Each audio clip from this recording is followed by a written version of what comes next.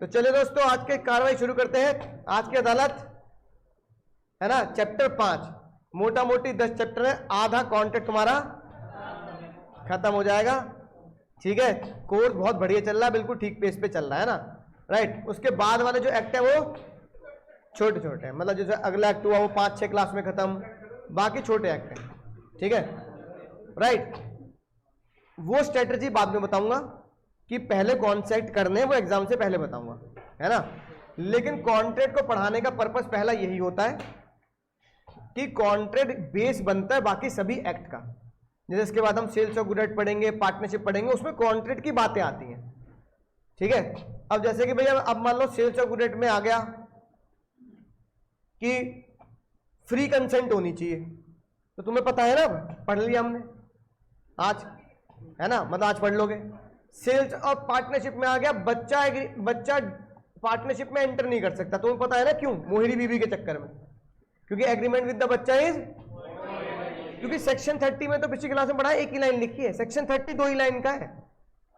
A minor can not become partner in the partnership firm but can be beneficiary with the consent of all the partner. 2 line का section है, लेकिन partnership ये नहीं बताता कि minor can not enter into the partnership, क्यों? As per Mohini बीबी, समझ गए ना। मोहिनी बीबी वाले केस में पता लगा था agreement with the minor word होता है, इसलिए बच्चा पार्टनरशिप में एंटर। अब जब मैं अगर सोचो, मैं कुछ बच्चे क्या पूछ लेते हैं कि सर जब बाकी छोटे एक्ट है पहले वही करा देते ना। अब मान लो मैं तुम्हें पार्टनरशिप एक्ट पढ़ा रहा था, फिर मैं कहता बच्चा पार्टनर नहीं बन सकता, तो मैं तुमसे ये बात छुपा लेता, रीजन, हाँ 12th में सर ने छुपा ली, ऐसे मैं छुपा लेता है बात, रीजन मतलब मैं ये कहता बस मैं ये बोल देता सेक्शन 30 में लिखा है बच्चा पार्टनर नहीं बन सकता। बच्चा कह रहा है सर क्यों नहीं बन सकता, 12th वाले भैया ने तो कहा था बन सकता, क्यों नहीं बन सकता? अब मैं जस्टिफाई नहीं कर सकता क्योंकि मैं तुम्हें कॉन्ट्रैक्ट नहीं पढ़ा रहा।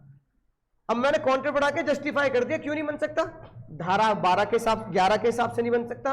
और मोहिनी बीबी धर्मदास घोष के चक्कर में सुप्रीम कोर्ट का केस आ चुका है, तो हम केस लॉ को डिफीट नहीं कर सकते। अब जो लिख दिया वो लिख दिया, अब लिख दिया। कॉन्ट्रैक्ट आया था 1872 में, पार्टनरशिप आ रहा 1932 में, तो भाई कॉन्ट्रैक्ट पापा हो गए पार्टनरशिप के, तो पापा की बात थोड़ी डाल देंगे। इसलिए कॉन्ट्रैक्ट पहले पढ़ा जाता है, कुछ बातें वहां पे क्या होती हैं, कॉन्ट्रैक्ट की रिपीट होती है, तुम्हें नहीं पता होंगी तो फिर मजा नहीं आता, अब तुम्हें पता होगी वहां बातें। ऐसे आज की बात क्या है, आज की बात है 2 शब्द, फ्री, एक तो वर्ड आया बाबू फ्री और दूसरा वर्ड आया कंसेंट, है ना। फ्री का मतलब ओके, मतलब मुफ्त, गलत जवाब। सर आते ही बेइज्जती, आते ही बेइज्जती। यहां फ्री का मतलब वो नहीं है जो तुम सोच रहे हो, फ्री का मतलब यहां मुफ्त नहीं है, फ्री का मतलब है इंडिपेंडेंट, यानी कि आजाद। आजाद यानी कि तुम्हारी जो कंसेंट है वो क्या होनी चाहिए, किसी भी प्रेशर से मुक्त होनी चाहिए, है ना। आजाद मतलब जिंदगी में तुम ये ना कह पाओ यार जबरदस्ती कॉन्टैक्ट कराया गया मुझसे, तो जज ने बोला इसलिए चैप्टर का नाम ही क्या रखना है, और कंसेंट मतलब तुम्हारी कॉन्ट्रैक्ट में सहमति है, तुम्हारी कॉन्ट्रैक्ट में यस, कि मेरी कॉन्ट्रैक्ट में क्या है, सहमति। तो तुम्हारी आजाद सहमति होनी चाहिए, किसी भी कॉन्ट्रैक्ट के तहत क्या होनी चाहिए, आजाद सहमति। अब आती है बात सर फ्री कंसेंट, पहले फ्री कंसेंट तो बाद में सीखेंगे, पहले सीख लेते हैं भाई कंसेंट क्या होती है। पहले क्या सीख लेते हैं, कंसेंट क्या होती है बाबू, कंसेंट क्या होती है ना। कंसेंट का देखो मतलब क्या होता है कि कंसेंट का मतलब है कि जब 2 लोग आपस में बात कर रहे हैं, जैसे सलमान और रानी वाली क्लिप दिखाई, वीडियो दिखाई थी तुम्हें, रील, है ना। अब सलमान कह रहा है रानी मुझसे शादी करोगी, तो with a view to obtain the assent of such other person, याद है ऑफर की डेफिनेशन, है ना। Offer is made to set to made the proposal when it signifies to another his willingness to do with a view to obtain the assent. सामने वाले की ascent लेने के लिए क्या करेगा वो, यानी कि वो क्वेश्चन पूछेगा, ऑफर देगा सामने वाले की हाँ लेने के लिए। अब सामने वाला कर रहा हाँ, अब बात यह आती है कि सामने वाले ने हाँ कर दी, तो किस बात को हाँ कर दी, उसने होश में सुना है कि नहीं सुना, ये बात इंपॉर्टेंट है। होश में सुनने के साथ साथ इंपॉर्टेंट पता है क्या है, कि उसने उस बात को समझा या नहीं समझा। अब भाई एक दिन है ना, मेरे पास गाड़ी नहीं थी, ठीक है, मैंने कहा भाई मेट्रो से आऊंगा, तो कार्तिक भाई कहने लगा सर ठीक है मेरे पास गाड़ी है, स्कूटी है, आप क्या करना मेट्रो के नीचे मिल जाना। सर मेट्रो के नीचे मिल जाना, मैं भी खुश ये भी खुश, कह रहा चलो सर को आज सर को बैठा के ले जाऊंगा, आज कराऊंगा सर को बुलेट राइड, ठीक है ना, मौत के कुएं में चलाऊंगा आज गाड़ी जैसे रामलीला चलाते हैं। ये भी खुश मैं भी खुश कि भाई चलो कोई बात नहीं, मेट्रो से कोचिंग तक पैदल नहीं जाना पड़ेगा, क्या करना पड़ेगा। अब ये भी मेट्रो के नीचे खड़ा है, मैं भी मेट्रो के नीचे खड़ा हूं, लेकिन देख नहीं पा रहे हम एक दूसरे को। दूसरे गेट पे खड़े हो? नहीं, मैं दूसरे गेट पे नहीं, दूसरी मेट्रो स्टेशन पे खड़ा हूं। ये खड़ा है नोएडा के मेट्रो स्टेशन पे, मैं खड़ा हूं गाजियाबाद के मेट्रो के स्टेशन पे। मैंने कहा भाई कहां पे है? सर बस देखो ना आपके आसपास ये दिख रहा होगा वो दिख रहा होगा। मैंने कहा मेरे आसपास ये कुछ नहीं दिख रहा। मैंने कहा तेरे आसपास ये दिख रहा है? कह रहा नहीं सर ये कुछ नहीं दिख रहा। मैंने कहा कहां पे? मेट्रो स्टेशन नंबर बोल। Sir metro sector 52 Noida. मैंने कहा शहीद स्थल गाजियाबाद क्योंकि गाजियाबाद में जो हमारा मेट्रो स्टेशन उसका नाम क्या है? शहीद स्थल नाम रख रखा है उसका यहाँ सेक्टर के हिसाब से। अब बताओ किसकी गलती है? वाह वाह वाह, मेरी चप्पल कहाँ है? मेरी इसकी गलती इसकी क्यों नहीं है भाई?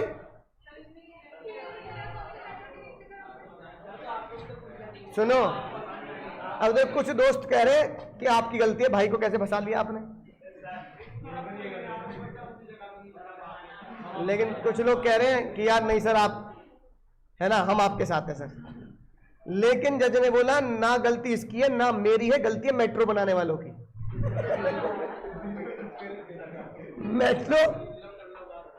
मेट्रो बन, हाँ वही तो मेट्रो बनाने लगे। अब सुनो ध्यान से, अब सुनो ध्यान से। अब जज ने पता क्या बोला? जज ने बोला चलो ये तो मजाक की बात हो गई, मेट्रो बनाने वालों की गलती है, 2 स्टेशन बना दिए। कानून ने ये बोला कि एक्चुअली में आप दोनों की ही गलती नहीं है ना, तो आप दोनों का ही कॉन्ट्रैक्ट क्या होगा? वॉइड होगा, अपने अपने घर चले जाना। रीजन बीइंग आपकी सहमति मैच नहीं हुई। मैंने कहा जज साहब कैसी बात करो, सहमति क्यों नहीं मैच हुई? मैंने कहा मेट्रो मिल जाइए, ये कह रहा मेट्रो मिल जाऊंगा। हम मेट्रो में मिल नहीं पाए, पर मेट्रो में खड़े थे, हम तो मेट्रो पे खड़े थे।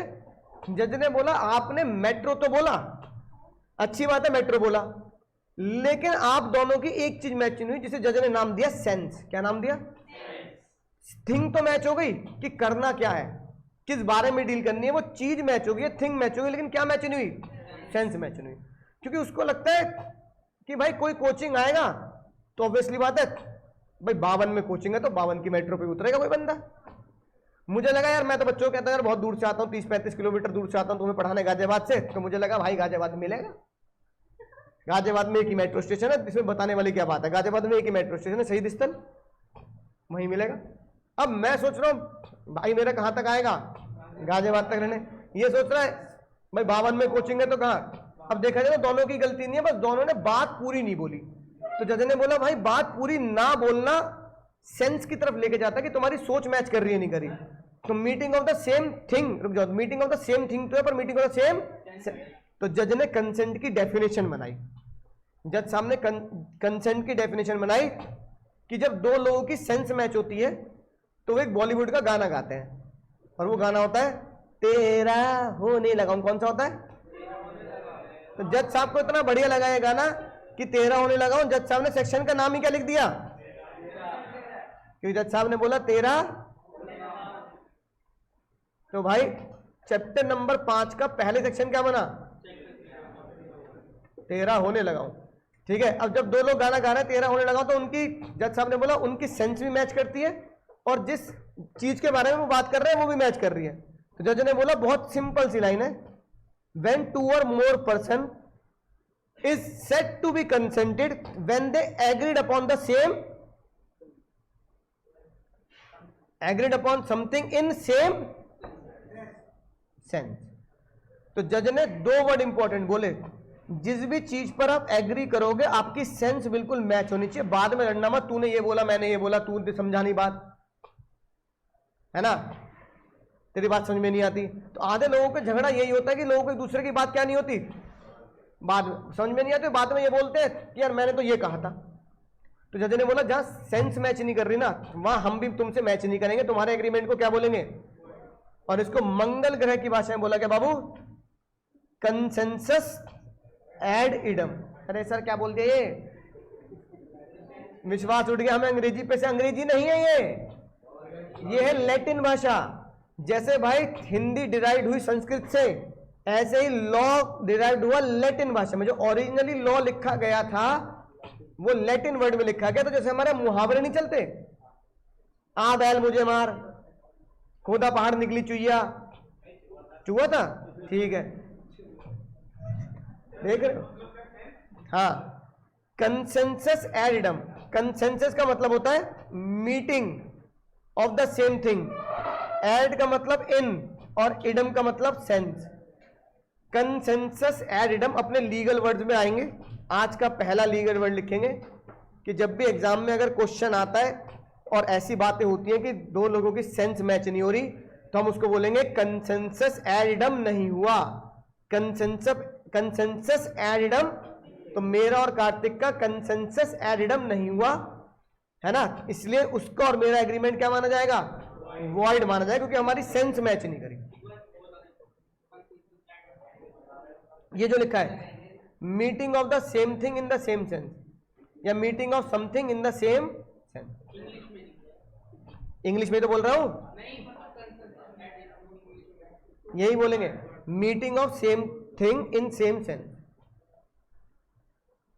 अब भाई केस देखो, केस क्या आया, इसके ऊपर एक केस आया। एक भाई तुम्हारे जैसे खतरनाक बालक अपनी दादी अम्मा के पास पहुंचा। दादी बेचारी बिल्कुल बूढ़ी हो चुकी है ना। अब बालक को लग रहा है दादी पता नहीं कब अल्लाह को प्यारी हो ले। दादी का एक पांव केले के छिलके पर, एक पांव कब्र पर, पता नहीं कब रपट जाए दादी, ठीक है। तो भाई बच्चा पहुंचा, कहने लगा दादी इससे पहले तुम अल्लाह को प्यारी हो लो, मैं तुम्हारे लिए गिफ्ट लाया हूं, गिफ्ट डीड लाया हूं। उसने ये बोला क्या लाया हूं, उसने दादी को एक पर्चा पकड़ा दिया, स्टैम्प पेपर टाइप पकड़ा दिया, पर्चा पकड़ा दिया, ठीक है। सुन तो लो, अब दादी थी अनपढ़। दादी क्या थी, दादी अनपढ़ थी, इलिटरेट थी। तो दादी को है ना पढ़ना तो आता नहीं।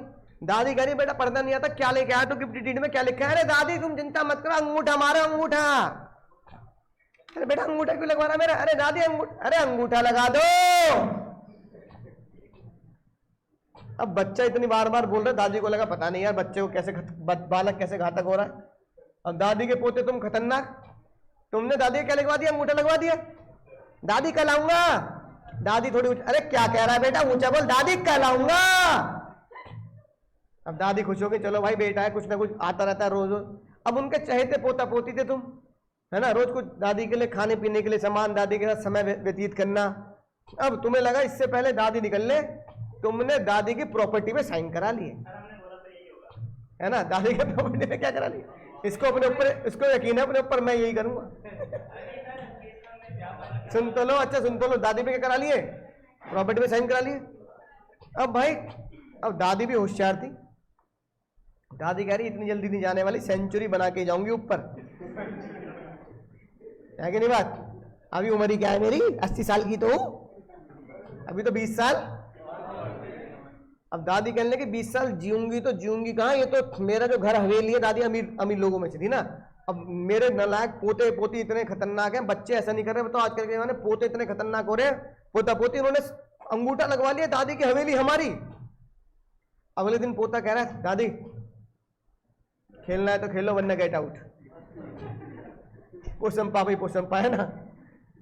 अब तो भाई जेल में आना पड़ेगा, प्रॉपर्टी मेरी होगी, प्रॉपर्टी मुझे देनी पड़ेगी। हाँ क्योंकि तुम दादी हो, ठीक है, तो तुम रह सकती हो, लेकिन कल को ये बात ना हो कि प्रॉपर्टी मेरी है, ऐसा मत बोलना। अब भाई दादी को सही नहीं लगी ये बात कि यार बताओ पोता पोती मेरे इतने नालायक निकलेंगे, सोचा नहीं था। उन्होंने स्यू कर दिया। अब जब बात कोर्ट तक पहुंची तो तुम बहुत खुश, तुम कह रहे दादी बेकार की बात कर रही हो, जीतना तो मुझे ही है, चलो कोई बात नहीं भाई, पैसे हैं तुम्हारे पास, कोई दिक्कत नहीं, दद्दू हमारे बहुत पैसे छोड़ गए आपके पास, थोड़ा कोर्ट कचहरी का ही मजा ले लें। अब दादी ने बोला इसने मुझसे अंगूठा लगवा लिया, मैं तो अनपढ़ हूं। जज साहब को तुम बोल रहे हो अनपढ़, अनपढ़ होने से क्या है, गिफ्ट डीड है, अंगूठा लगा दिया, प्रॉपर्टी मेरी। कौन जीतेगा? क्यों? हाँ, जज साहब ने बोला, ये केस जज साहब ने सॉल्व किया सेक्शन 13 से। किससे सॉल्व किया? जज साहब ने बोला भाई ओ पोते, तूने दादी को क्या बोला ये बता। उसने बोला गिफ्ट डीड है, अंगूठा लगा दो। तूने अंगूठा लगा दो क्यों बोला? क्योंकि मुझे पता है दादी अनपढ़ है, अनपढ़ है तो अंगूठा ही लगाएगी, साइन तो करेगी नहीं। दादी तुमने पढ़ा? अरे जज साहब कहां से, अनपढ़ तो कैसे पढ़ लूंगी, है ना, और मेरे पास कोई फ्रीक्वेंटली आता भी नहीं है, यही आता जाता रहता है, तो इस पर मुझे भरोसा भी था, इसने मुझे पढ़ के नहीं बताया, तो मैंने बोला चल पोता है मेरा, क्या करें। अब दादी ने एक ऐसे डॉक्यूमेंट पे साइन किया जिसको उन्होंने पढ़ा नहीं, क्योंकि वो अनपढ़ है। सबसे पहला केस तो दादी के फेवर में यही गया कि वो अनपढ़ है। दूसरा, जो बंदा उनसे साइन कराने आ रहा है वो उन्हें बता नहीं रहा कि है क्या। अब सुनो, जो साइन कराने आया उसके दिमाग में क्या चल रहा है, उसको तो पता ही क्या कर रहा हूं, दादी की प्रॉपर्टी। दादी को क्या लग रहा है, गिफ्ट डीड बोल रहा है, गिफ्ट डीड बोल रहा है। हो सकता है 80 बर्थडे पे क्या देना होगा, कोई बढ़िया गिफ्ट दे रहा होगा, है कि नहीं बात। अब ये बताओ, साइन कराने वाला साइन कराने वाले के मन में है प्रॉपर्टी जब ले लूंगा, दादी के मन में 80 बर्थडे में बालक कुछ दे रहे हैं, क्या सेम थिंग? यहां तो सेम थिंग तो छोड़ो, यहां सेम सेंस। तो जज ने बोला अगर कंसेंसस एडिडम नहीं है तो एग्रीमेंट दोनों के बीच में क्या होगा। केस का नाम था बाला देवी वर्सेस मजूमदार। इलिटरेट वुमेन, सबसे पहली खतरनाक बात, इलिटरेट वुमेन, उन्होंने गिफ्ट डीड पे साइन कर दिए ये सोचकर कि उन्हें गिफ्ट में पावर, कुछ प्रॉपर्टी मिल रही है। ये गिफ्ट डीड, अगली बात एक्सप्लेन नहीं की गई। तो एक तो उन्होंने बोला एक तो मैं अनपढ़ हूं और मुझे बताया नहीं गया, तो जज ने क्या बोला, दोनों ही चीज आपके फेवर में है, दादी चिंता मत करो। She never intended to sign the gift deed, hence there was no consent and therefore agreement is void ab initio।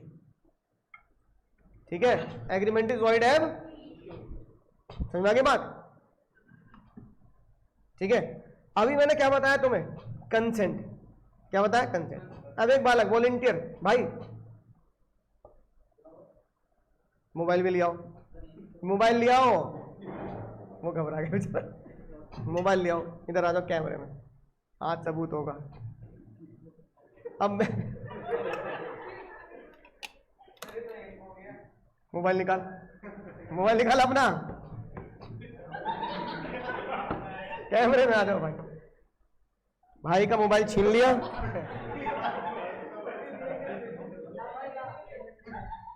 जिंदा है, जिंदा है भाई, सही बच्चे कह रहे जिंदा है। पासवर्ड शाम को कॉल करके पूछ लूंगा। ये नहीं चाहिए, अरे नहीं, जाओ, पेट में घोंप दी जाएगी। अरे जाओ तो, आ जाओ, जाओ।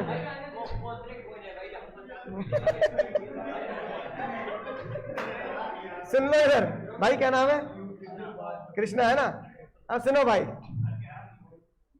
अब ये केस क्या तुमने, अब देखो, क्या तुमने सिमिलर केस पहले देखा हुआ है? देखा हुआ है, अभी याद दिलाऊंगा क्या देखा हुआ है। अब कैमरे के सामने मैंने बंदूक, चक्कू, हथियार दिखाकर क्या किया, फोन हथियार लिया। पहला सवाल कृष्णा भाई, कृष्णा से नहीं पूछेंगे, बेचारा वो डर के घबरा गया, बच्चों से पूछेंगे, बाकी जो मजे ले रहे थे भाई क्लास के बाद सबसे मजे लियो। पहला सवाल देखते हैं किसकी बेइज्जती होगी या नहीं होगी। पहला सवाल, यहां पर कंसेंसस एड इडम है या नहीं है, बोलो, है या नहीं है? अच्छा, कितने बच्चे कह रहे हैं है? नहीं, कंसेंसस एड इडम है या नहीं है? कितने बच्चे कह रहे हैं है? मात्र 2-3 बच्चे, 5 बच्चे हैं, बाकी सारे कह रहे हैं कंसेंसस एड इडम नहीं है। भाई meeting of the same thing in the same sense नहीं है, बिल्कुल गलत जवाब। अब सुनेंगे, अब शोर नहीं मचाओ भाई। कृष्णा अब बात नहीं करो, पीछे ध्रुव अब शैतानी मत करो, सुनो फिर ध्यान से। अब जन्म होता है इस चैप्टर के असली बात का, यानी कि तुम्हारी गलती नहीं है। 99% बच्चे यही बोलते हैं भाई, ओ भाई 99% बच्चे बोलते हैं कंसेंसस एरिडम नहीं है। अब एक बार चेक करते हैं, meeting of the something in the same sense. मैंने उसको बोला बंदूक दिखाकर, चक्कू दिखाकर मोबाइल दे, क्या उसके दिमाग में समथिंग या थिंग, मोबाइल कौन सा आया? अपना ही तो आया होगा, या वो मेरी जेब से निकाल देगा लो? सेम थिंग सेंस करी, सेम थिंग उसने पकड़ ली, सेम सेंस में पकड़ी नहीं पकड़ी? क्या सेंस उसकी मैच हुई कि नहीं हुई कि मोबाइल कौन सा मांग रहे होंगे, जो चल रहा होगा या जिसकी वैल्यू मार्केट में होगी, है ना? कोई ऐसा तो होगा नहीं कि सर मेरे पास तो खिलौने नहीं रहते, खिलौने वाला मोबाइल तो नहीं मांग रहे होंगे। तो इसका मतलब उसने सेम थिंग भी मैच कर ली और सेम सेंस भी मैच कर ली, यानी meeting of the same thing same sense तो थी, लेकिन उसको देख के पता लग रहा था वो घबरा रहा है, तो इसका मतलब फ्री नहीं थी, देना नहीं चाहता था, देना नहीं चाहता था पर देना, क्या बोल रहा हूं मैं, मोबाइल देना नहीं चाहता था। ये लो भाई, सर मैंने क्या गलती करी है, मैं पराग सर की ऐसे मत करो सर, तुम में से किसी का मोबाइल फेंका पराग सर ने? बहुत बढ़िया भाई, मुझे यकीन था इसका ही फेंकना था, है ना? Meeting of the same thing in the, जिंदा है ना मोबाइल? चलो कौन सा समझ में आया भाई? पीछे कौन सा समझ में आया? क्या बोला मैंने? Meeting of the same thing in the same sense consent. क्या meeting of the same thing same sense मेरी और कृष्णा की मैच हुई? हाँ। क्या फ्री है? नहीं है। तो हमने पूछा दत्त साहब, जब meeting of the same thing same sense match होती है और वो मैच फ्री नहीं होती, तो इस केस को क्या बोला जाएगा? तो जज ने बोला सर इस प्यार को नाम देंगे कोरिशियन। क्या नाम देंगे? बताओ, जो सेम केस मैंने तुम्हें प्रैक्टिकल करके दिखाया, क्या ऐसा केस किसी वीडियो में, क्लिप में मैंने तुम्हें दिखाया था? हाँ, अवॉइडेबल कॉन्टेंट आई मुन्ना भाई में भी रुस्तम के ऊपर सर्किट ने चक्कू लगाया था कि भाई के माफिक चलते हुए जाना कॉन्फिडेंस से, है ना, और पेपर पूरा दे के आना। इसका मतलब वो सेक्शन कौन सा था? और वो 2i ने क्या बताया था? ऐसे कॉन्टेंट क्या होते हैं? आज उनको डिटेल में पढ़ने का वक्त आ चुका है कि हमने पढ़ा था 2i में कुछ कंटेंट होते हैं वॉइडेबल, और वो कंटेंट वो होते हैं जो धमकी से एंटर किए जाते हैं। आज का सेक्शन ये बोलता है कि वो जो धमकी से होते हैं वो सेक्शन 15 डिटेलिंग करेगा। कौन डिटेलिंग करेगा? सेक्शन 15 डिटेलिंग करेगा। ठीक है बाबू? ठीक है। तो अगर किसी को धमकी दी जाती है या थ्रेट दिया जाता है, उसे कानूनी भाषा में क्या बोलते हैं? तो जज साहब ने बोला किसी भी कॉन्ट्रैक्ट में अगर आपको एंटर करना है और वो फ्री है, तो वो ये ऐसे नहीं होनी चाहिए, यानी कोर्शन से नहीं है तो फ्री है। कंसेंट क्या है? फ्री। अनड्यू इन्फ्लुएंस पढ़ाऊंगा, अगर अनड्यू इन्फ्लुएंस नहीं है तो कंसेंट फ्री, मिसरिप्रेजेंटेशन नहीं है तो कंसेंट फ्री, फ्रॉड नहीं है तो कंसेंट फ्री, और मिस्टेक है तो मिस्टेक नहीं है तो कंसेंट फ्री। और इन पांचों में से कोई भी एक चीज मौजूद है तो कंसेंसस एरिडम तो है, पर वो फ्री नहीं है ना? इसका मतलब बिल्कुल सीक्वेंस में। जज ने बोला फ्लॉ इन कंसेंट। आज का अगला लीगल वर्ड है फ्लॉ। फ्लॉ का मतलब होता है ब्रेक। हाँ, ब्रीच का मतलब होता है धोखा। हाँ, ब्रेक या धोखा। फ्लॉ का मतलब ब्रेक। यहां ब्रेक मतलब यानी कि कंसेंट में हम क्या नहीं मानेंगे कि आपकी कंसेंट फ्री नहीं है। किसी भी कंसेंट को अगर फ्री नहीं कहा जाएगा तो वो तब नहीं कहा जाएगा जब वो किससे होगा? कोर्शन से। 15, 16, 17, 18, 20, 21 बिल्कुल सीक्वेंस में है। 19 गायब है, बताऊंगा 19 में क्या लिखा है बताऊंगा। ठीक है, 13 होने लगा हूं, सिर्फ कंसेंट, फ्री नहीं सिर्फ कंसेंट। 14 फ्री कंसेंट कब नहीं मानी जाती, इन चीजों से फ्री कंसेंट नहीं, या फिर फ्री कंसेंट कब मानी जाएगी, जब ये पांचों चीजें नहीं होंगी तो फ्री कंसेंट मानी जाएगी। 14 छोड़ सकते हो, कोई दिक्कत नहीं है। 15 कोर्शन, 16 अनड्यू इन्फ्लुएंस। फिलहाल ये पढ़ेंगे आज 15 और 16। अब अगर कोर्शन की बात करें बाबू, कोर्शन की बात करें तो कोर्शन का मतलब है जैसे मैंने उसको धमकी दी, भाई अपना मोबाइल रख दे वरना मैं मार पिटाई कर दूंगा, सर फोड़ दूंगा, बोतल खोपड़ी पे लगेगी जाके। ठीक है, अब ये तो आम आदमी की भाषा। आम आदमी की भाषा क्या है? थ्रेट। आम आदमी की भाषा क्या है बाबू? थ्रेट। जज ने बोला भाई थ्रेट आम आदमी की अंग्रेजी भाषा है। कोर्शन मीन्स जबरदस्ती, कंपेलिंग। कंपेलिंग मतलब घसीटना, खींचना। Compelling the person under the pressure और थ्रेट। सेक्शन 15 ने कुछ और बोला। सेक्शन 15 ने बोला पहली दो बातें, अगर तुमने कोई भी धमकी दी है और वो धमकी वो है जिसे क्रिमिनल लॉ ने मना कर रखा है, जैसे किडनैपिंग की धमकी क्रिमिनल लॉ ने मना कर रखा है, मार पिटाई की धमकी क्रिमिनल लॉ ने मना कर रखा है। समझ में आ रही बात? अगर कोई भी फॉरबिड मतलब मना करना, कोई भी ऐसी धमकी दी है ना, जैसे वो हेरा फेरी में धमकी देते हैं भाई हम आप तुम्हारी बेटी को किडनैप कर लेंगे, तो वो क्या है? कोर्शन। अच्छा, उस पिक्चर में वो तीनों अक्षय कुमार, सुनील शेट्टी, बाबू भैया मिलके एक बेटी को, बच्ची को किडनैप कर लेते हैं, तो किडनैप करने की धमकी देना तो कोर्शन है ही। जज ने एक कदम और आगे बात निकाल दी। जज ने बोला बाबू किडनैप करना भी कोर्शन है। हम कॉन्टेक्ट पढ़ रहे, क्राइम तो है क्रिमिनल लॉ में, हमारे यहाँ क्या माना जाएगा? अगली बात, कोर्शन का मतलब कभी धमकी मत बोलना। कोर्शन का मतलब है कोई भी ऐसा काम करने की धमकी देना जो क्रिमिनल लॉ में बना है, या फिर कोई ऐसा काम कर देना जो क्रिमिनल लॉ में बना है। दोनों ही बातें क्या है? ये लिखी बात। अब ये दोनों बातें किसके ऊपर अप्लाई की गई हैं? ह्यूमन के ऊपर, इंसान के ऊपर। ठीक है, अब ऐसी भाई एक और मूवी आई थी लगे रहो मुन्ना भाई, उसमें वो बूढ़े बूढ़े लोगों को घर खाली करवा लेते हैं, है ना? उस पिक्चर में तो दिखाया है, लगे रहो नहीं, हाँ वही, कि भाई बूढ़े बूढ़े लोगों का घर खाली, सर्किट खाली कराता जबरदस्ती।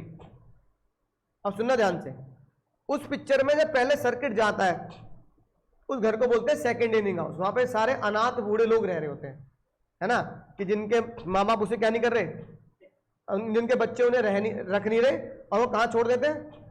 अनाथ आश्रम में। तो पहले सर्किट जाता है, अब वो अनाथ आश्रम की जमीन किसी बड़े बिल्डर के, है ना, प्रॉपर्टी में आ रही होती है। वो कहता है भाई ये क्या करना पड़ेगा? खाली कराना पड़ेगा। तो पहले धमकी देने जाता है सर्किट सारे बूढ़े लोगों को, ए बूढ़े लोग, है ना, भाई ने बोला जमीन खाली करने का है तो खाली करने का है, 15 दिन का टाइम है निकल लेने का यहां से। तो धमकी दी जमीन खाली करने की, घर खाली करने की। क्या क्वेश्चन है या नहीं है? तो जज ने बोला भाई क्वेश्चन किसी इंसान को मारने की या किडनैपिंग की हो, वो भी क्वेश्चन है। धमकी किसी प्रॉपर्टी को खाली कराने की हो, तो threat to detain the property भी क्या है? क्वेश्चन है। Threat to detain the property भी क्या है? अगले सीन में दिखाते हैं कि 15 दिन के बाद घर सर्किट जबरदस्ती खाली करवाता, उनका सामान बाहर फेंक रहा होता है। तो घर जबरदस्ती खाली करा लेना भी क्या माना गया? तो जज ने बोला भाई सिर्फ धमकी को क्वेश्चन मत मानना, जो तुमने धमकी दी उसके जैसा काम भी किया वो भी क्या माना जाएगा? तो बच्चे को एग्जाम में पता क्या भ्रम रहता है, और ये तुम्हें भी रहेगा, कि क्वेश्चन मतलब सिर्फ धमकी नहीं। क्वेश्चन मतलब सिर्फ धमकी नहीं, वो काम कर देना भी क्वेश्चन है। प्रॉपर्टी खाली कराने की धमकी तो क्वेश्चन है, प्रॉपर्टी खाली करा लेना भी क्या है? तो पॉइंट नंबर सी और डी किस पे लगा? इंसान पे नहीं, इंसान की संपत्ति पे, प्रॉपर्टी पे। तो सेक्शन 15 कहता है आम आदमी की भाषा में थ्रेट, धमकी इज अ कोर्शन, लेकिन मेरी सेक्शन 15 कह रहा है मेरी भाषा में coercion is 4 point A B C D।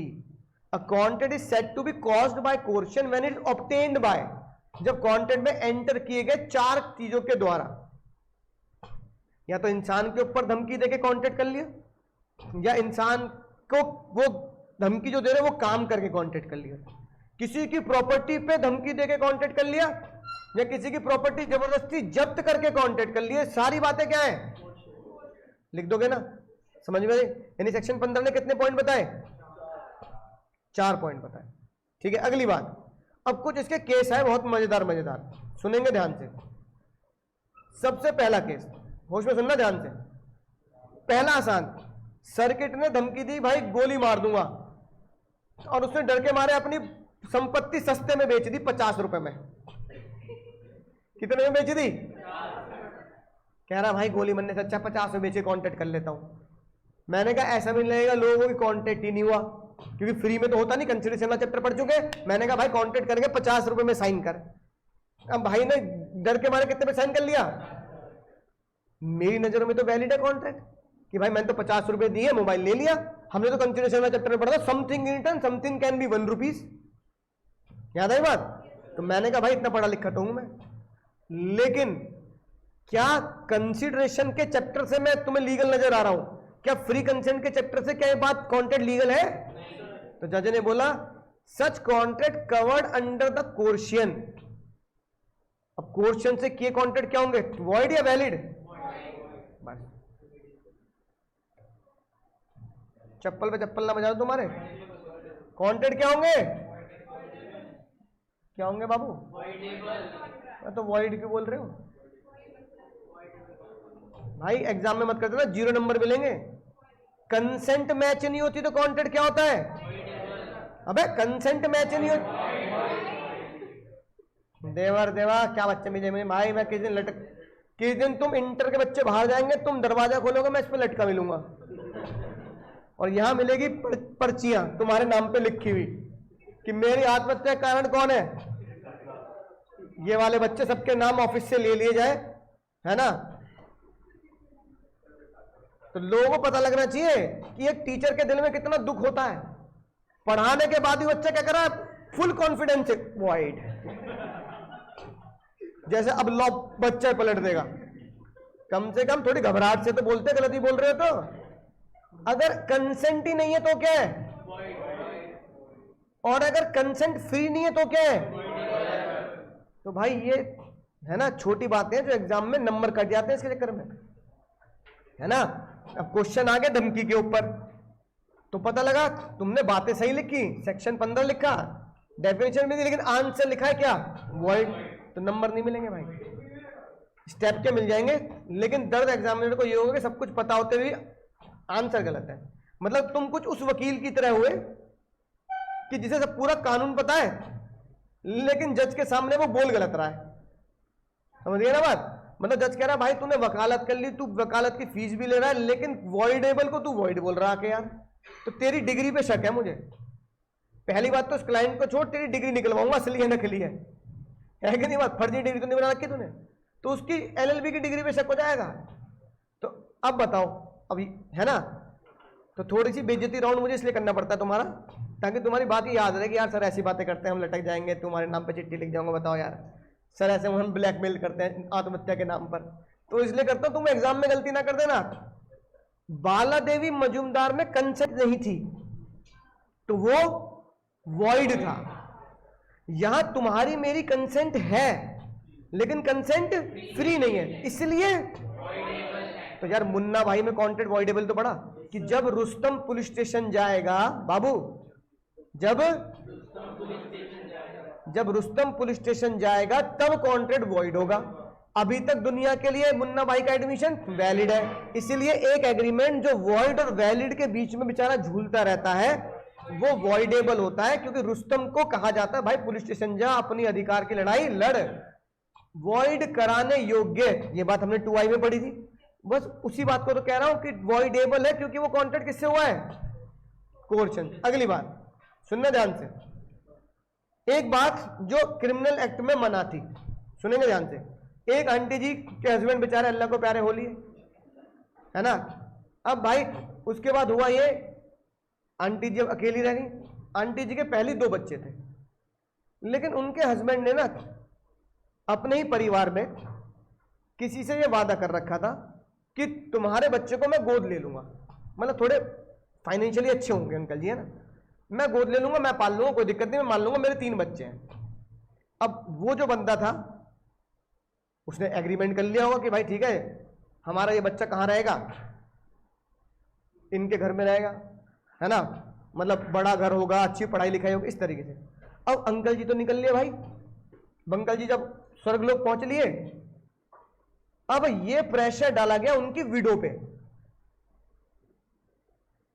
कि तुम्हें उस बच्चे को गोद लेना पड़ेगा, और अगर तुम गोद नहीं लोगी तो तुम्हारे पति का अंतिम संस्कार नहीं करने देंगे। अब यार बताओ क्या धमकी है या नहीं है। अब उस टाइम पे तो, है ना, उन आंटी जी ने क्या किया, साइन कर दिया पेपर कि चलो ठीक है भाई, मेरे पति ने कहा था तो मैं वो नहीं कर रहे, अब वो तो रहे नहीं, तो मैं अडॉप्ट कर रही हूं।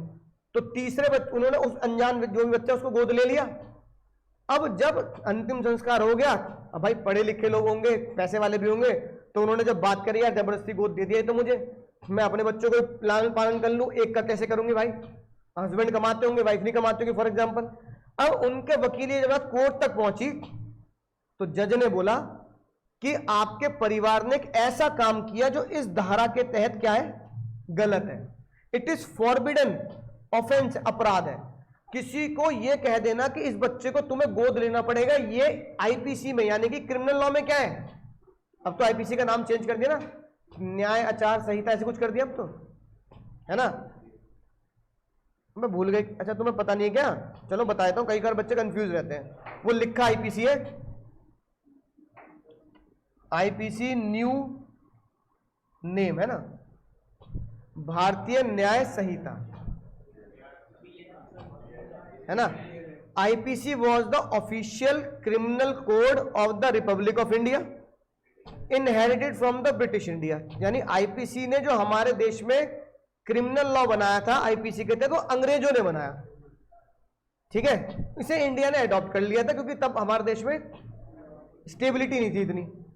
It remain in force until the दिसंबर 23, और 1 जुलाई 2024 से हमारे देश में क्या लग गया, बीएनएस, भारतीय। तो अगर मैं कहूं तो एग्जाम में नहीं आएगा, एग्जाम में नहीं आएगा बाबू, तुम यहां पर आईपीसी की जगह क्या लिख सकते हैं, और सेक्शन यहां दूसरा हो जाएगा ना, एज पर रेलिवेंट सेक्शन, ऐसे लिखा जा सकता है, as per relevant section of BNS. ठीक है दोस्त, समझ में आ रही है बात। तो हमारे एग्जाम में इसकी कोई रेलिवेंसी नहीं है, तुम क्रिमिनल लॉ लिख देना वही बहुत है। यानी कि किसी को जबरदस्ती गोद दे देना बच्चा क्या होता है, क्रिमिनल। और अभी हमने क्या पढ़ा, कोई भी ऐसा काम करा देना जो बीएनएस के द्वारा क्या है, फॉरबिड है, तो वो क्या कहलाया जाएगा, कोर्शन। तो जज ने क्या डिसीजन दिया, it is the coercion on the wife, है ना, therefore agreement is voidable, adoption of the child is set aside, adoption of the child is,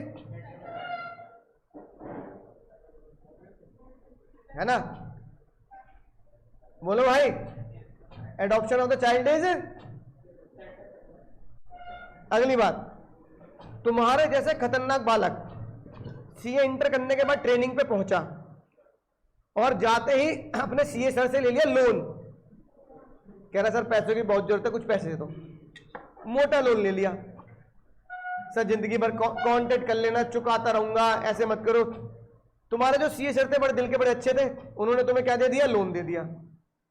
एक दिन तुम्हारी खोपड़ी में पता नहीं क्या बात आई, तुमने जो सीए सर के लैपटॉप रखा था, लैपटॉप उठा लिया भाई,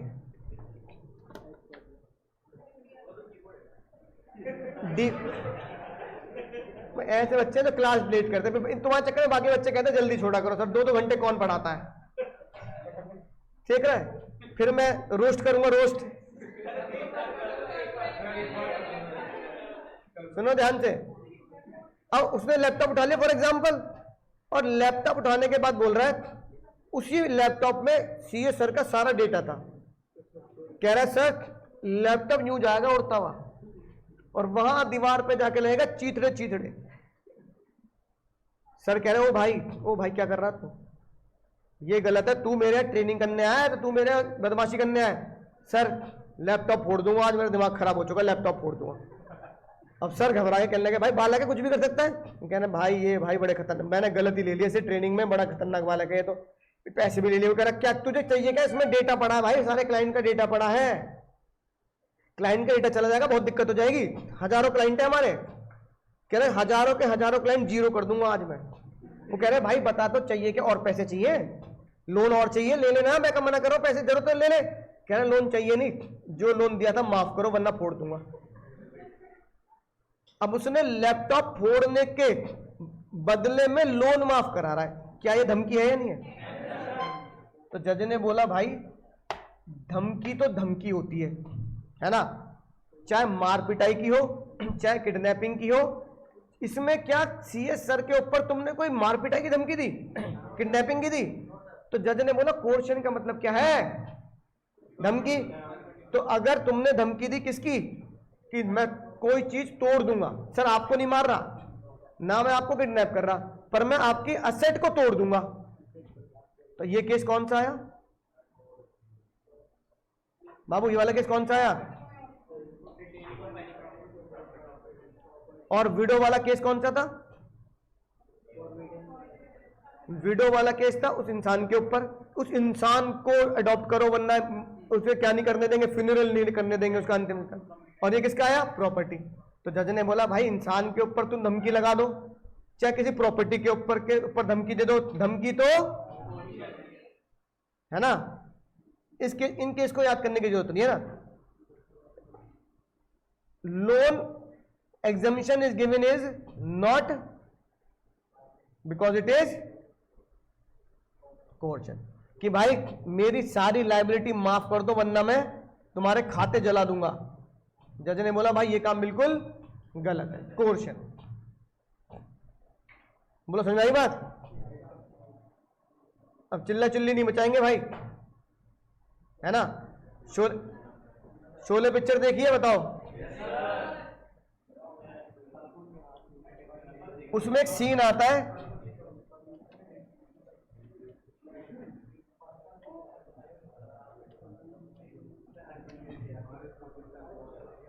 आता ना ये वाला सीन,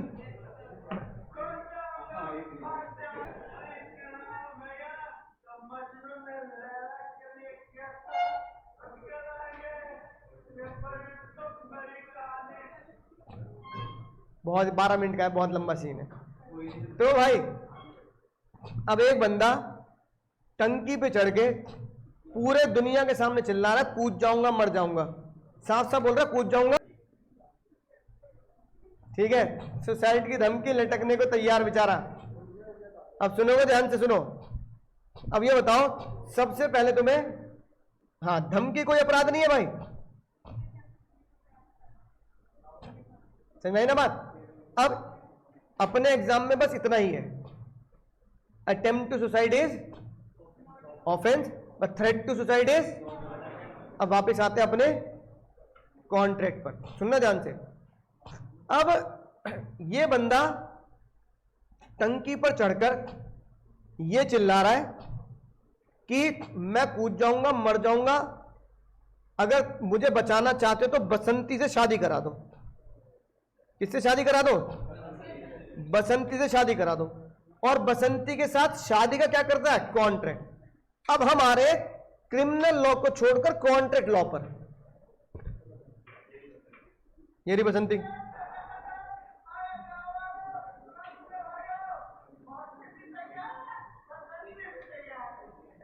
ठीक है भाई, मौसी भी तैयार है और यानी लड़की भी तैयार है, लड़की के घर वाले भी तैयार है। अब ये किया गया कि सामने वाला बंदा क्या कर रहा है? सुसाइड की धमकी, अटेम्प्ट सुसाइड की धमकी दे रहा है, कूद जाऊंगा, अटेम्प्ट होगा जब कूद जाएगा वो, है ना। सुसाइड की क्या दे रहा है, धमकी दे रहा है। अब ये बताओ क्या कॉन्ट्रैक्ट वैलिड है या नहीं है?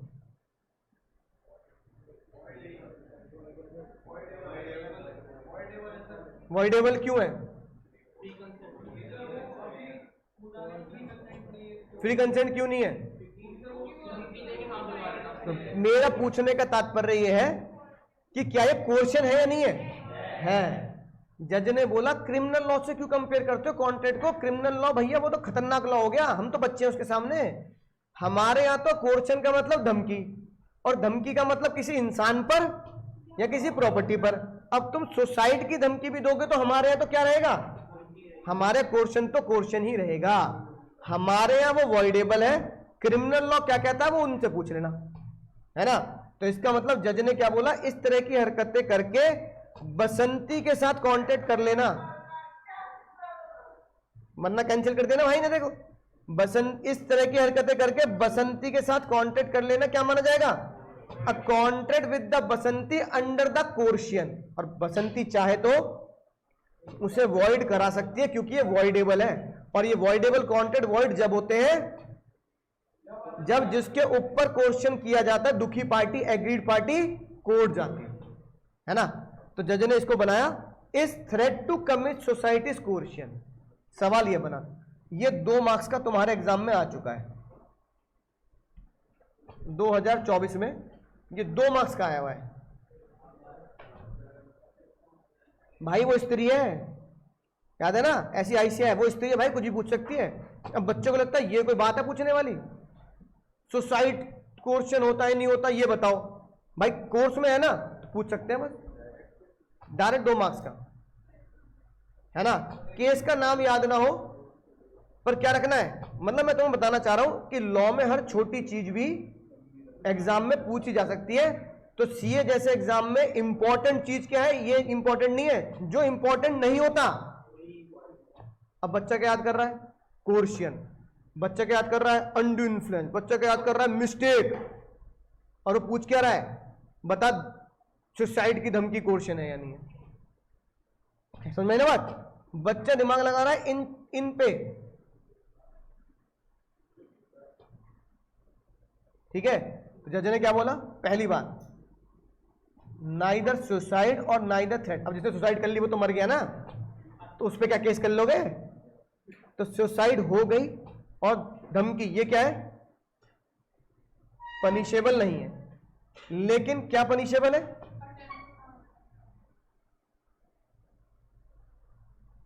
अब हमारे यहां मतलब कॉन्ट्रैक्ट में, अपने यहां क्या होता है बाबू, कोर्शन माना जाएगा नहीं माना जाएगा। तो अगर अटेम्प्ट टू सुसाइड या सुसाइड की धमकी भी हो तो भी क्या माना जाएगा, कोर्स। ये लिखी बात, एक बंदे ने जिसका नाम था चिक्कम अमीराजू और उसके घर वालों का नाम था चिक्कम सीसामा, उन्होंने धमकी दी कि भाई मैं आत्महत्या कर लूंगा, मेरे नाम पे प्रॉपर्टी कर दो। होगी भी बच्चों के नाम कुछ प्रॉपर्टी, वैसे तो होता है कि बच्चे कहते हैं माँ बाप से मेरे नाम पे प्रॉपर्टी कर दो, मैं आत्महत्या कर लूंगा। मान लो भाई तुम सीए बन के बड़े संपत्ति होगी तुम्हारे पास, तुम्हारे घर वाले कहने लगे मेरे नाम पे प्रॉपर्टी कर दे वरना मैं आत्महत्या कर लूं, कितने खुशी का दिन होगा। खुशी का दिन इस सेंस में नहीं कि घर वाले आत्महत्या के दिन, खुशी का दिन इस सेंस कि अब तक जगत में क्या होता था कि बच्चा अपने बाप को धमकी देता था कि मेरे नाम पे बाप प्रॉपर्टी कर लो वरना मैं लटक जाऊंगा। आज पिताजी अपने बच्चों को कह रहे हैं मेरे नाम पे प्रॉपर्टी कर वरना आत्महत्या कर लूंगा। लेकिन जज ने बोला बेटा बाप को धमकी दे रहा हो, बाप बेटे को धमकी दे रहा हो, क्वेश्चन तो कॉन्ट्रैक्ट वॉइडेबल बाबू, कॉन्ट्रैक्ट ठीक है। क्वेश्चन समझ में आ गया। अब इसका असर क्या हुआ, एक असर तो तुम जानते हो, एग्रीमेंट बाय क्वेश्चन इज, ये लिखी बात, क्वेश्चन क्या होगा, ये बात किसमें लिखी है, किसने भाई, मैंने तो मोबाइल उठा दिया ना, 50 रुपए निकाल, 50 रुपए कहां ले लिए मैंने, क्या ले लिए, कहां ले लिए मैंने, नहीं ठीक। सुनो अगली बात ध्यान से, जब हम दोनों कोर्ट में खड़े हैं, सुनो भाई हम दोनों कोर्ट में खड़े हैं, तो मैंने मोबाइल लिटाया नहीं लिटाया? ये बात किसने बोली?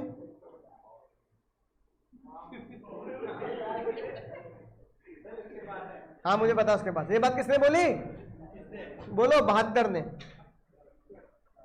अच्छा जैसे मैंने बोला भाई कृष्णा भाई लॉ के हिसाब से मैंने मोबाइल लौटा दिया तो मुझे क्या लौटाएगा? 50 रुपए। ये बात कृष्णा को किसने बोली? अब मुझे लॉ में यही बुरी बात लगती है, जब तुमने एक सेक्शन बना दिया 15, समझ रहे हो, तो भाई 15 में ही लिख दो वॉइडेबल, 15 में लिख दो मैं मोबाइल दे दूंगा, 15 में लिख दो 50 रुपए दे देगा, बात खत्म। और जो हर्जाना होगा भाई मैंने धमकी दी, हर्जाना होगा मैटर ऑफ फैक्ट है, कोर्ट फैसला करता रहेगा। जनने का नहीं, मजा नहीं आएगा ऐसे। मजा कब आएगा? जब एक एक लाइन अलग अलग सेक्शन में लिखी जाए, मतलब बच्चा लाइन लाइन के लिए क्या करता रहे? सेक्शन रटता रहे। देखो सेक्शन 13 ये बोलता है कंसेस एडिडम होनी चाहिए, नहीं होगी तो वॉइड होगा। सेक्शन 14 ये बोलता है किसी भी कंसेंट को फ्री बनाने के लिए 5 चीजें नहीं होनी चाहिए। उसमें सबसे पहले आया सेक्शन 15 ने बोला कोर्शन यानी धमकी, थ्रेट। धमकी से किए हुए कॉन्ट्रैक्ट कोर्शन होते हैं और इसमें फ्री कंसेंट नहीं होती। ठीक है। फिर हमने बोला अगर फ्री कंसेंट नहीं होती तो इसका असर क्या होता है? असर वालों ने बताया पहला असर यह होता है कि सेक्शन 19 के हिसाब से, सेक्शन 72 के हिसाब से धमकी देने वाला सामान रिटर्न करेगा, और जिसको धमकी दी गई सेक्शन 64 के हिसाब से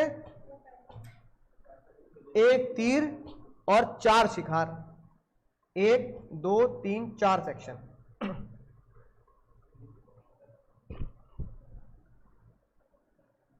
मेरी बात, अब जिस बात को एक ही सेक्शन में लिखा जा सकता था उन्होंने 4 सेक्शन 3 सेक्शन एक्स्ट्रा बना दिए।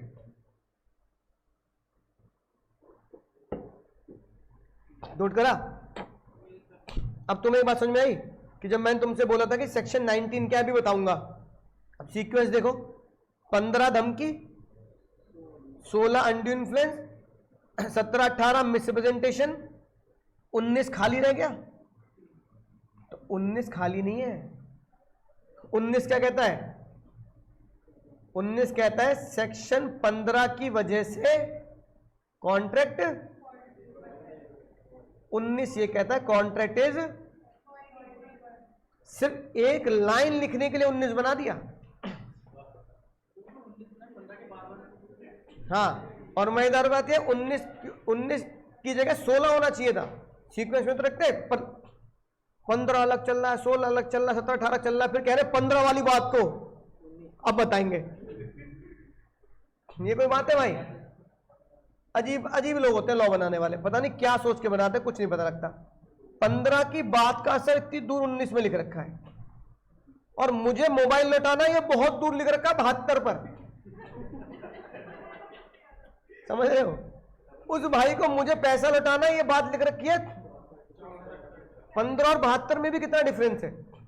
अरे तो एक ही बना देते 72, उसमें लिख देते मैं मोबाइल लौटाऊंगा, वो पैसा लौटाएगा। है कि नहीं बात?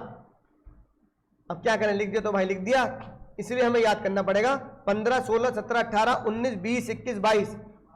ठीक है। 19 कहता है 15 की वजह से कॉन्ट्रैक्ट क्या होगा? वॉइड।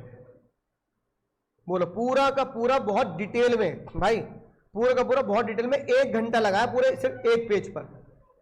दीदी सुन रही बात? पर्चे देख रही हो? बस 1 घंटा लगाया मैंने एक पेज पर। अगली बात, पहले बताओ कोई डाउट है इसमें?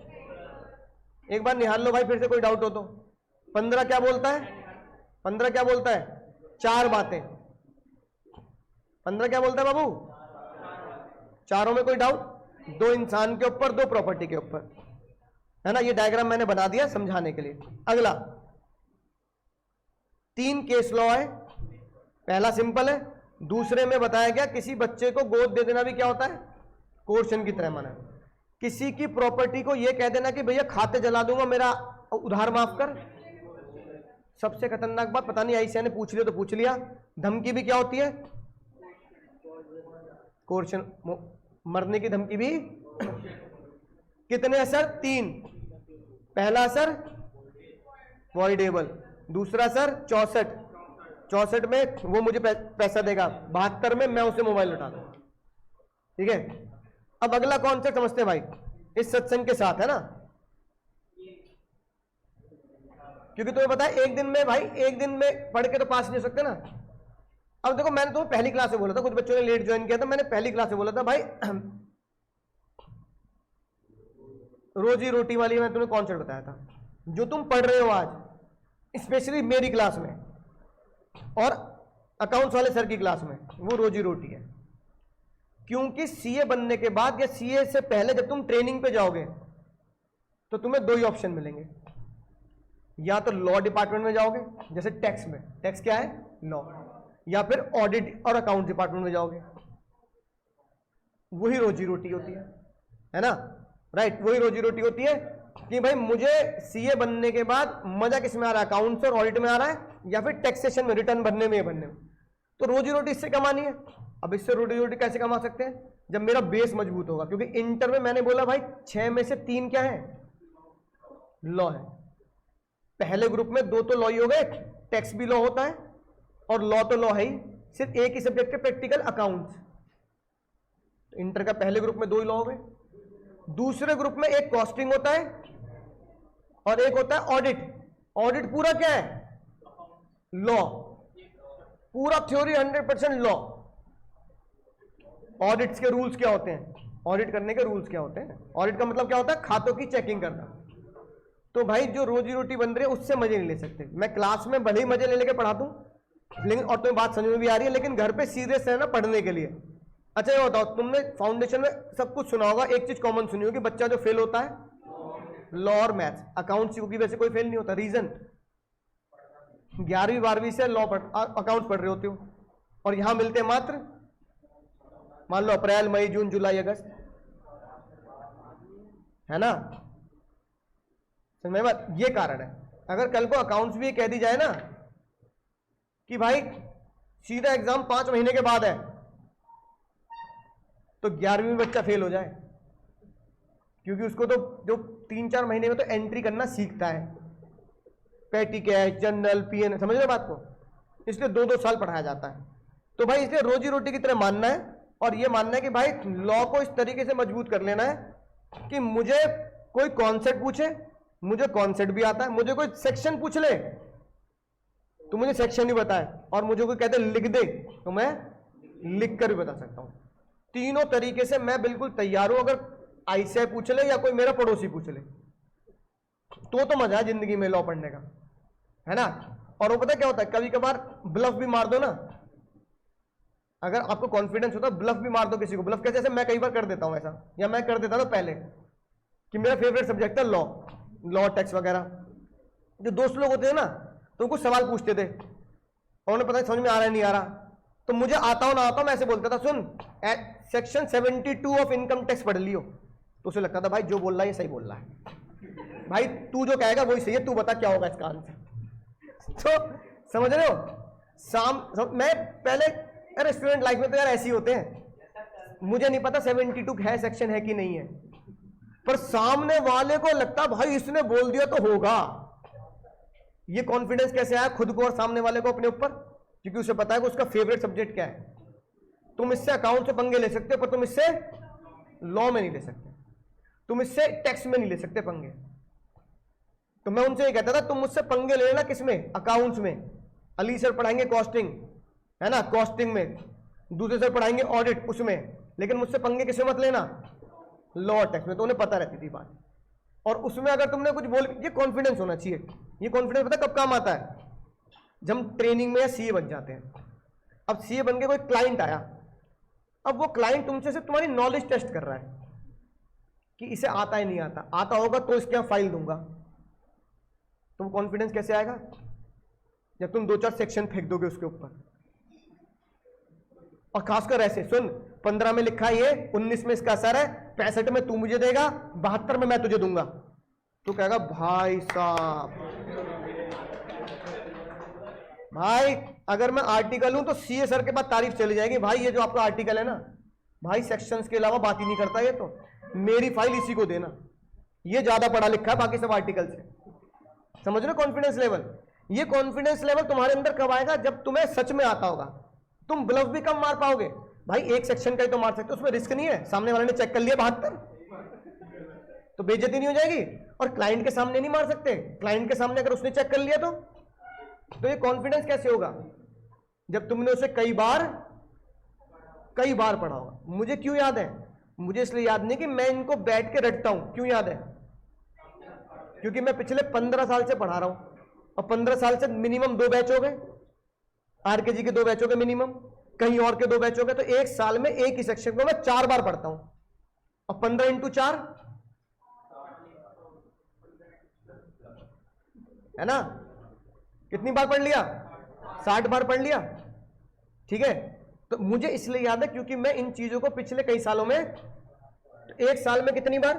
4। आईसीआई भी यही कहता है, आईसीआई की थ्योरी के हिसाब से भी यही है। कोई बच्चा आईसीआई के किसी भी एग्जाम में पास हो जाएगा, फाउंडेशन, इंटर, फाइनल, अगर उसने कितनी बार रिवीजन कर लिया। सिंपल थ्योरी है। आपने एग्जाम से पहले 4 बार रिवाइज कर लिया, और 4 बार हो चुका है अगर तुम देखो तो। कैसे? एक बार मैंने पढ़ाया अबे हट, एक बार पढ़ाया, वो तुमने पढ़ा, उसको हम पढ़ाई में कह देते हैं, पढ़ लिया। अगली बार मैंने रिवाइज कराया तो पहला रिवीजन, बोलो। दूसरी बार मैंने कहा अभी कुछ बच्चे नए हैं तो उन्हें एक बार मौका दे दो पढ़ने का, फिर टेस्ट लिया। जिस बच्चे ने ईमानदारी से दिया 2 बार रिवीजन, मैंने कहा टेस्ट लिया, आगे फ्यूचर। दूसरी बार रिवीजन हो गया, अगर पढ़ के दोगे ढंग से तो 2 बार रिवीजन। अब मैंने जो टेस्ट लिया पहले 3-4 चैप्टर का लिया, फिर मैंने कहा फुल कॉन्ट्रैक्ट का टेस्ट, 3 बार रिवीजन। फिर मैंने बोला फुल लॉ का टेस्ट, फुल लॉ का भी तो होगा मॉक टेस्ट, तो वो सेक्शन 4 बार रिवीजन।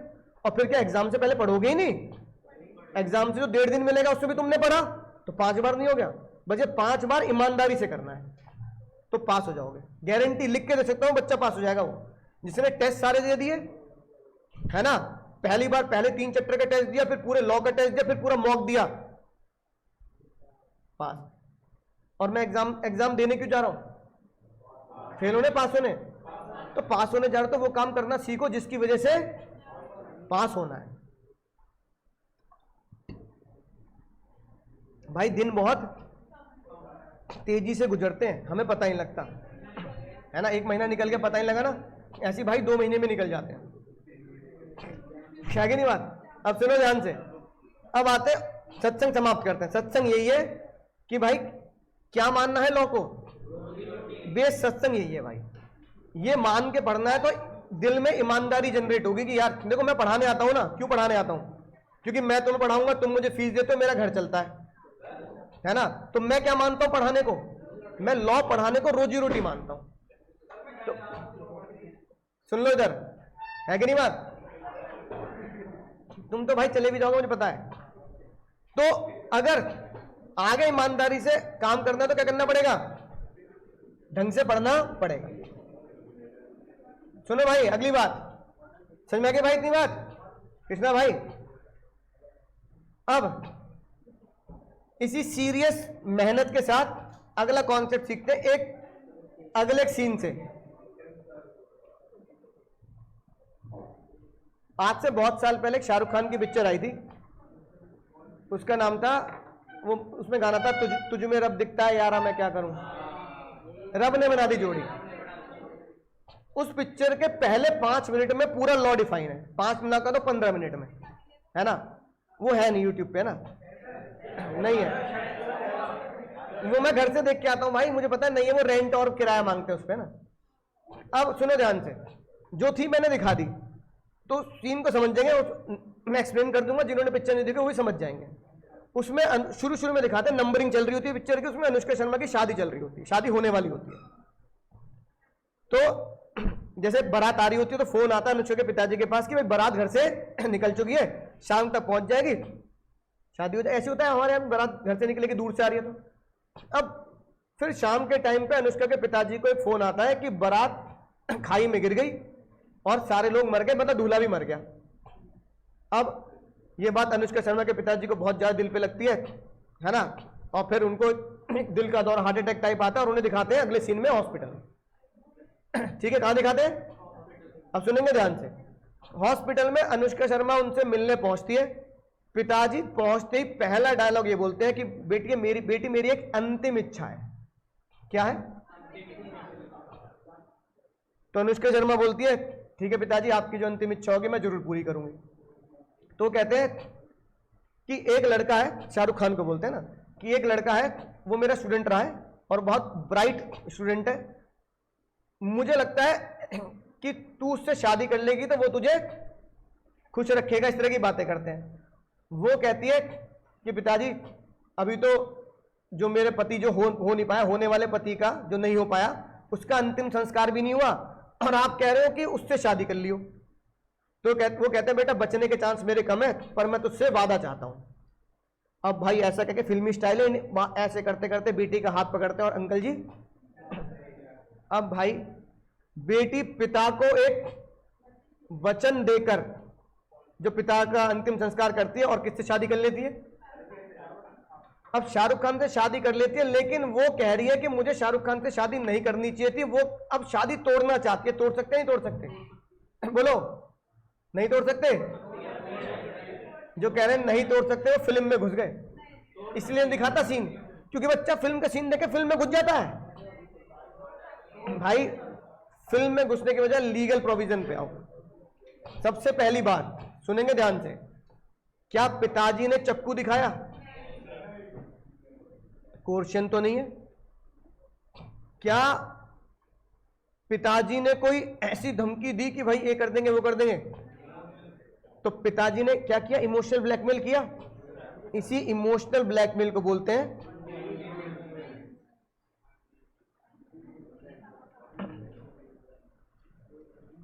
छह नंबर का डायरेक्ट क्वेश्चन आ सकता नहीं, आ चुका। जनवरी 25 का पेपर उठाना, जनवरी 25 का पेपर उठाएंगे बच्चे। अभी डाउनलोड नहीं हो तो घर पे देखना। डायरेक्ट क्वेश्चन पता क्या लिखा था? बच्चों की गलती समझना, बच्चे की गलती क्या है। क्वेश्चन आया, write the legal rules of provision and what are the relations undue influence, what are the relation on which undue influence can apply। अब बच्चे को पता क्या लगता है? बच्चे को लगता है जैसे मान लो बालक मुझसे पढ़ा तो उस बच्चे को लगेगा अरे सर ने वो अनुष्का शर्मा वाली बात बताई थी ना। मतलब ये बात तो समझ में आ गई कि बाप बेटी, माँ बाप और बच्चों में undue influence होता है, कि माँ बाप बच्चे पे क्या कर देंगे? undue influence कर देंगे। तो बच्चा एक ही लाइन लिख के आता है, parents having the undue influence on the children. गलत जवाब। 6 नंबर मिल जाएंगे। अब सुनो 6 नंबर में क्यों आया। पहले मुझे लिखना पड़ेगा कि अनड्यू इन्फ्लुएंस है क्या। पहला case, undue influence means dominating the will of other person and take the, यानी जब तक ये वर्ड नहीं लिखोगे ना जो मैंने ये येलो कलर से हाईलाइट कर रखा है, डोमिनेट द विल, और ये दोनों एक साथ प्रूफ करने पड़ेंगे कोर्ट के आगे। तो अनुष्का शर्मा कोर्ट में खड़ी है, उसके पिताजी तो नहीं है ना। मान लो अनुष्का शर्मा कोर्ट में खड़ी है, सामने शाहरुख खान भी खड़ा है। शाहरुख खान का बेचारा कोई लेना देना नहीं। अनुष्का शर्मा कह रही है कि मैंने इस पर्सन से शादी करी क्योंकि मेरे फादर ने मेरी विल को डोमिनेट किया। मतलब मैंने कहा था मेरे पापा को कि मुझे उससे शादी नहीं करनी, लेकिन फिर भी मेरी इच्छा को डोमिनेट किया, जिसका एडवांटेज मुझे तो कोई नजर नहीं आया क्योंकि मैं तो सुखी नहीं हूं उसके साथ। अनफेयर एडवांटेज मेरे पापा ने ले लिया क्योंकि उनको लगता था कि वो इसके साथ सही रहेगी। तो मेरे पापा का एडवांटेज है, उन्होंने मेरी इच्छा के विरुद्ध जाके काम किया इमोशनली ब्लैकमेल करके। तो जज साहब मेरे मेंटल प्रेशर को इमोशनली ब्लैकमेल करके अपना फायदा जिन्होंने उठाया वो तो चले गए, मैं क्यों सजा भुगत रही हूं। तो जज कह सकता है अगर ये दो बातें बहन तूने एग्जाम में या कोर्ट में लिख दी तो ऐसा कॉन्ट्रैक्ट क्या बनेगा? वॉइड नहीं, वॉइडेबल। क्या बनेगा? अब वॉइडेबल कहने का मतलब जब अनुष्का शर्मा कोर्ट या पुलिस स्टेशन जाएगी तब इस बात का खुलासा होगा कि अनड्यू इन्फ्लुएंस, देखो अनड्यू मतलब, अच्छा अकाउंट्स में लिखते हैं ड्यू, ड्यू का मतलब पेंडिंग, यानी मुझे देना पड़ेगी लाइबिलिटी। अनड्यू मतलब जो मेरे ऊपर पेंडिंग। इन्फ्लुएंस का मतलब होता है प्रेशर, एक ऐसा प्रेशर डाला गया मेरे ऊपर, है ना, प्रभाव, इन्फ्लुएंस, प्रेशर, एक ऐसा प्रेशर, ऐसा प्रभाव डाला गया जो मेरे ऊपर अनड्यू था, मेरे ऊपर ड्यू। पहला पॉइंट समझ में आ गई बात। अब देखो इतने रिश्ते हैं जो एग्जाम में 6 नंबर का आया और बच्चा एक ही लिख के आता है, सर आपने क्लास में बताया था पेरेंट्स और बच्चा, यानी कि अनुष्का के पिताजी ने अनुष्का के ऊपर अनड्यू इन्फ्लुएंस किया था, हमें तो लगता है वही एक रिश्ता होता है। तो 1 2 3 4 रिश्ते नाते ऐसे होते हैं जिनके ऊपर अनड्यू इन्फ्लुएंस किया जा सकता है। पहले का नाम दिया रियल और एपरेंट अथॉरिटी, जहां आपका हक होता है हक, मालिक का नौकर के ऊपर हक है, मां बाप का बच्चों के ऊपर हक है, इनकम टैक्स का, इनकम टैक्स असेसी यानी जिसकी इनकम टैक्स की फाइल चल रही है उसके ऊपर हक है, और स्कूल में किसी प्रिंसिपल का टेम्परेरी टीचर के ऊपर, टेम्परेरी टीचर के ऊपर क्या है, हक है। कितने लोग हो गए, 4 लोग। कितने लोग हो गए, 4 लोग, ठीक है। इन चारों को इधर ध्यान दो, इन चारों को क्या है, अनड्यू इन्फ्लुएंस है, क्या है अनड्यू, अरे क्लास के बाहर लेने देना भाई, सुन लो इधर, 4 लोगों के ऊपर क्या होता है, रियल और एपरेंट अथॉरिटी। अगला अनड्यू इन्फ्लुएंस किया जा सकता है अगर कोई बंदा फेथ में होता है, जैसे भाई ट्रस्टी और बेनिफिशियरी। जैसे सलमान खान एक चलाते हैं ट्रस्ट बीइंग ह्यूमन, तो सलमान खान को बोला ट्रस्टी, जिनकी ऑर्गेनाइजेशन है being human charitable trust. Beneficiary कौन हो गए, जिनका लालन पालन, जिन बच्चों का देख रेख सलमान खान करते हैं कि भाई मैं इनका लालन पालन करता हूं, पढ़ाता हूं, तो ये उनका भरोसे का रिश्ता हो गया। अब सलमान खान उन बच्चों को कुछ भी कहेंगे, उन बच्चों के ऊपर क्या है, अनड्यू इन्फ्लुएंस है। वो कहेंगे प्यार मोहब्बत में ये काम करना है तो उन्हें करना पड़ेगा। ऐसे भाई किसी स्पिरिचुअल गुरुजी और उनके चेले जो हो गए फॉलोअर्स, बाबा जी ने बोला ऐसा करना है तो ऐसा करना है, तो वो क्या है, वो क्या है बाबू, अनड्यू इन्फ्लुएंस। तीसरा सॉलिसिटर, सॉलिसिटर का मतलब होता है वकील। अगर वकील क्लाइंट को बोलेगा कि भाई तुझे कोर्ट में ये बोलना है, अब कोई चक्कू थोड़ी दिखा के बोल रहा है वो, तो भाई क्लाइंट क्या करता है, वही बोलता है यार वकील साहब ने बोला तो यही बोलना पड़ेगा। और गार्जियन मतलब चाचा ताऊ मामा, बच्चे के ऊपर क्या होता है, क्योंकि भरोसा, बच्चा अपने चाचा ताऊ मामा पे भरोसा करता है कि मेरे माँ बाप नहीं है तो मेरे चाचा ताऊ क्या करेंगे, मुझे ढंग से रखेंगे, उनकी बात को वो टालता है। हमारे साथ भी तो यही है, एक बार को पापा ने बोल दिया ये बात, ये काम कर लियो, तो एक बार को तुम कहते और पापा सॉरी भूल गया मैं, लेकिन अगर ताऊ जी ने बोल दिया फिर कर देते, फिर नहीं भूलते। होता नहीं होता ऐसा, ये मेरे साथ आज भी है। मेरे चाचा जी बोल देंगे कोई काम तो 100% कर दूंगा, पापा कह देंगे तो एक बार को बोल दूंगा पापा आज नहीं कल कर दूंगा, भूल गया। ये असर क्या है बाबू, fiduciary relation and undue influence. कि यार चाचा काम नहीं करेंगे तो चाचा कल को बोलेंगे भाई बड़े लोग, बड़ा आदमी अपने बच्चे ही काम नहीं करते हमारे।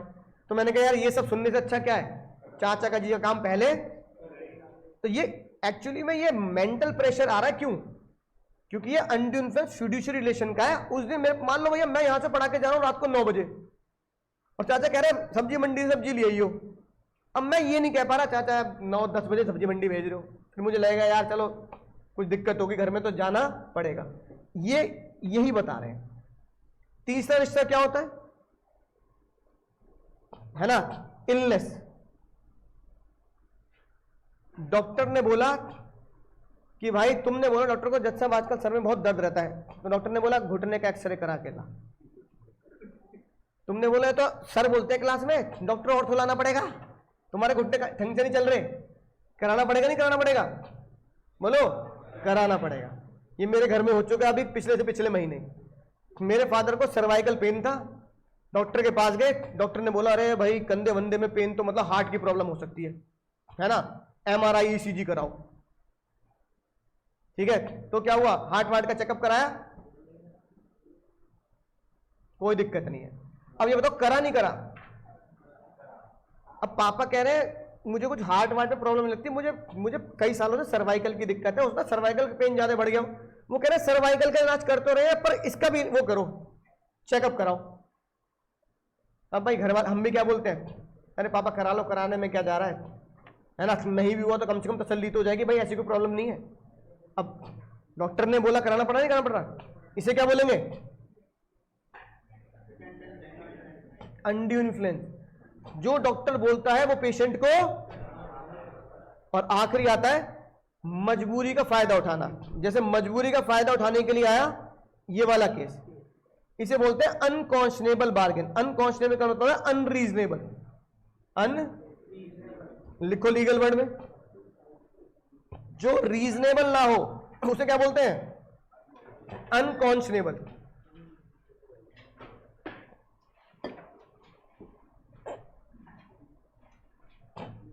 है ना।